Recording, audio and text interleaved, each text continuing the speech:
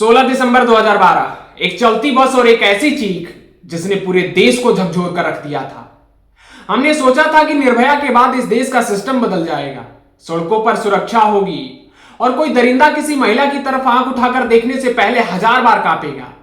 लेकिन आज इतने सालों बाद देश की राजधानी दिल्ली से फिर वही खौफनाक और शर्मनाक तस्वीर सामने आई है। जरा इस घटना को ध्यान से सुनिए और सोचिए कि हम किस सड़े हुए समाज में जी रहे हैं।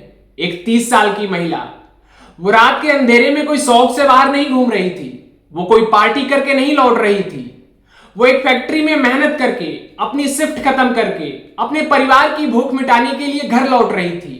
और फिर एक प्राइवेट स्लीपर बस में उसके साथ गैंगरेप होता है। अब जरा इस विश्वगुरु वाले सिस्टम का असली और खौफनाक डेटा सुनिए, जो आपको न्यूज चैनल की हेडलाइन में नहीं मिलेगा। नेशनल क्राइम रिकॉर्ड ब्यूरो यानी एनसीआरबी का आधिकारिक आंकड़ा चीख चीख कर कहता है कि इस देश में हर दिन औसतन 86 से 87 महिलाओं के साथ रेप होता है। इसका मतलब समझते हैं आप? इस देश में लगभग हर 16-17 मिनट में किसी न किसी बेटी की इज्जत और उसकी रूह को तार तार किया जाता है। और हमारी स्मार्ट सिटी और देश की शान दिल्ली एनसीआरबी के मुताबिक महिलाओं के खिलाफ अपराधों में दिल्ली महानगरों में सबसे ऊपर है। देश की राजधानी महिलाओं के लिए सबसे असुरक्षित शहर है। हम दिन रात 5 trillion economy, bullet train, Chandrayaan और सुपर पावर बनने का डंका पीटते हैं, लेकिन हमारी जमीनी हकीकत कितनी खोखली है कि आजादी के इतने सालों बाद भी एक मजदूर और वर्किंग क्लास महिला रात को सुरक्षित अपने घर नहीं लौट सकती। कहां गए वो वादे? कहां गए वो बस में लगने वाले सीसीटीवी कैमरे? कहां है वो पैनिक बटन और जीपीएस ट्रैकर? महिलाओं की सुरक्षा के लिए हजारों करोड़ रुपए का जो निर्भया फंड बनाया गया था, उसका पैसा आखिर किन फाइलों में धूल खा रहा है?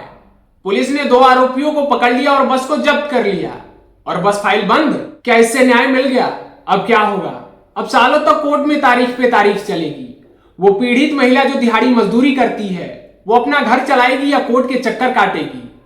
सच तो यह है कि जब तक ऐसे आदमखोर भेड़ियों के लिए 30 दिन के अंदर फास्ट ट्रैक फांसी का कानून जमीन पर नहीं उतरेगा, तब तक ये प्राइवेट बसें ऐसी ही चलती फिरती टॉर्चर रूम बनी रहेंगी। उस 30 साल की महिला की जगह एक पल के लिए अपनी बहन, अपनी पत्नी या अपनी बेटी को रख के देखिए।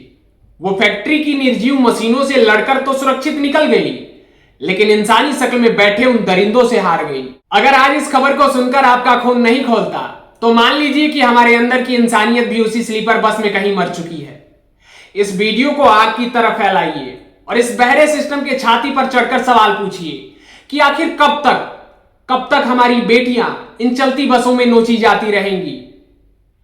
जय हिंद।